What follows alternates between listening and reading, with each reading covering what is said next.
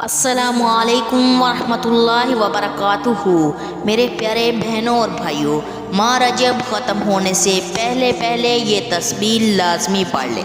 میرے پیارے بہنوں اور بھائیوں، ویڈیو کی طرف بڑھنے سے پہلے آپ سے ایک چھوٹی سی گزارش ہے، میری ویڈیو کو اسکپ مت کیجیے گا، میری ویڈیو کو مکمل دیکھیے گا اور صدقے کی نیت سے میرے چینل کو سبسکرائب کیجیے گا۔ میرے پیارے بہن اور بھائی جو ہمیں سپورٹ کرتے ہیں، اللہ تعالیٰ ان کو ڈھیروں خوشیاں عطا فرمائے۔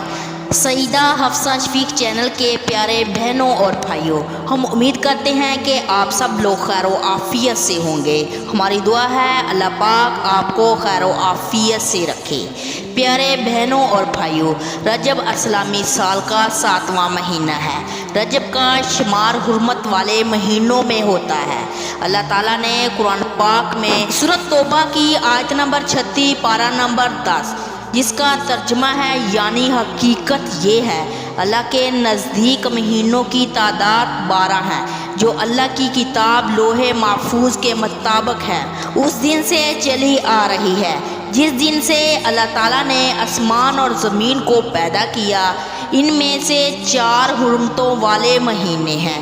ان 4 مہینوں میں اجر و ثواب زیادہ ہوتا ہے۔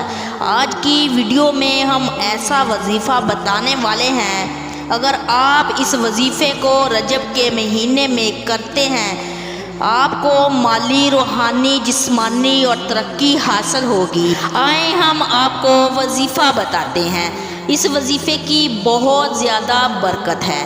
یہ وظیفہ پورے مہینے میں کرنا ہے۔ چند عمل کا وظیفہ ہے۔ رجب کے چند دن گزر گئے ہیں، لیکن یاد رکھیں اس وظیفے کو آپ ابھی بھی کر سکتے ہیں، مہینے کے آخر میں بھی کر سکتے ہیں۔ یہ جو عمل ہم آپ کو بتانے والے ہیں، آپ نے اس کو دن میں 3 مرتبہ کرنا ہے۔